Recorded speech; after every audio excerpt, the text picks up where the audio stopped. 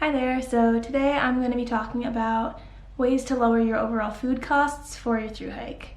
I found some ways that for me worked leading up to my hike that let me kind of reduce the costs I was spending on food in the moment, which I thought was really helpful.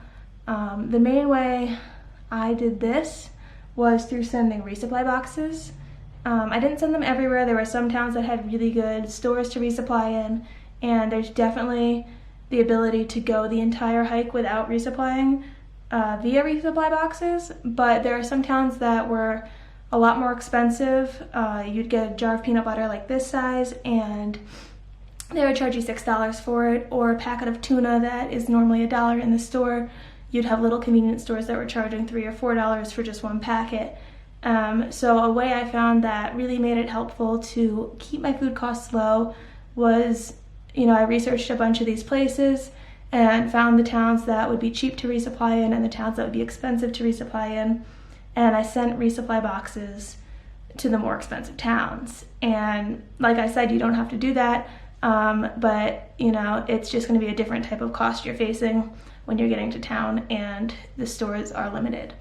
So the main way I kind of started saving was I decided I was going to do resupply boxes for certain locations, and then starting in last September when I decided I was going to hike, the first thing I found that helped me save and lower my food costs overall was that every time I would go to the grocery store, I would add a few things to my cart. I would just be buying my normal groceries and shopping for things that I'll be eating, just in the winter and in the fall.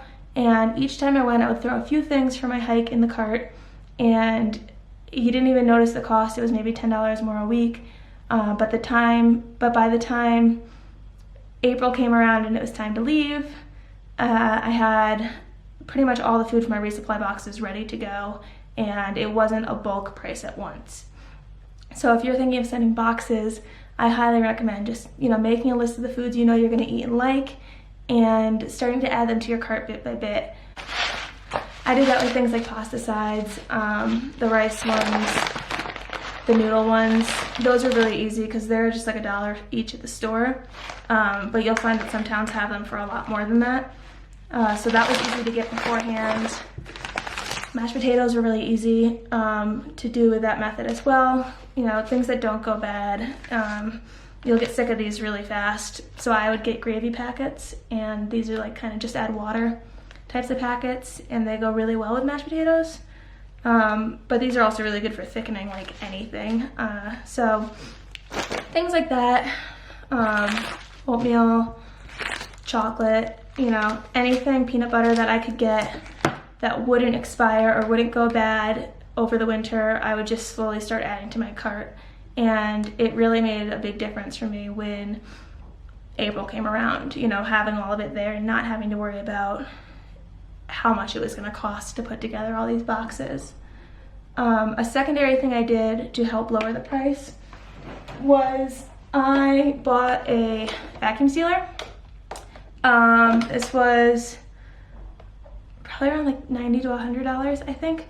But when I got the vacuum sealer, I was able to stop buying individual things. I didn't have to buy things like Backcountry Pantry, Backpackers, wow.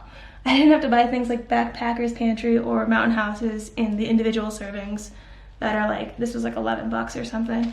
I would buy them then in the 10 cans. And those are the ones that are the big cans that have 10 servings each, and you can get them for a bulk price that's a lot cheaper than buying the individual packets. And what I would do was I also had a scale, just like a tiny little $10 scale, and I would weigh it out by servings and vacuum seal them serving by serving. So, things like chili mac, I would do that way. And these, for example, were single servings, but I would definitely recommend doing 2 servings per packet if you're going to, because this worked really well as a lunch, but probably wouldn't work so well as a dinner. It wouldn't be as filling. I also was able to do it with hot chocolate. I would buy the big tins of it as well and repackage those. I did it with dehydrated vegetables. Harmony House, I think is the website. They have a really good package on like a bulk mixed vegetable thing that you can get, and they just send you a bunch of different veggies for pretty cheap. And these are really good to add to your pastas or to your soups or anything like that that can add kind of some nutrients, I guess, and just give you some type of vegetable, because you'll start craving those. I also got milk, dehydrated milk, and I would vacuum seal that individually into, each packet was like an 8-ounce thing of milk. And these are really good because you can put them in your mashed potatoes, you can put them in your pasta sides, you can put them basically in coffee, tea, anything. I put milk in pretty much everything, and it just adds calories and makes it taste a bit better, which is really nice. But yeah, so I would definitely recommend, if you're going to be sending a lot of boxes, get a little scale. If you have the means to get a vacuum sealer, it'll definitely help lower the cost in the long run, because then you have the option to buy even bags of M&Ms, like the peanut M&Ms. I would buy the huge, like 2-pound bags and then just repackage the M&Ms. Like, you'll be surprised by how many things you can buy in bulk and then repackage once you have a vacuum sealer. I did it with dried fruit, I did it with nuts and seeds and cereals and pretty much everything. If I could repackage it and make it smaller and buy it in bulk, I would do it. And it makes a huge difference, especially when you're doing it in the bit by bit way of buying, where you're just adding it to your grocery cart a little at a time. And I found that to be really helpful. And the third thing that I did to help save on money was that I downloaded the Qapital app to my phone. There's a lot of different kinds of apps you could get that are similar. There's Mint, I forgot the name of the other one, but there's a few you could get, and basically it's like a money-saving app. And so I had it set to my bank account so that anytime I would spend money on my card, it would round up my purchases to the nearest dollar and all the change it would take, and it would put it in a separate little savings account.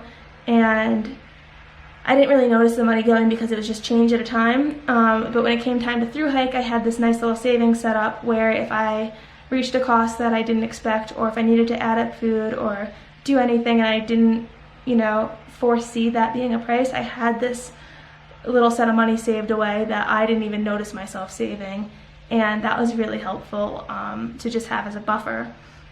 I would definitely recommend that if you're going to be hiking, because there's always unexpected costs that you don't realize, and it was really helpful. But yeah, so those are kind of my 3 ways for lowering your price of foods.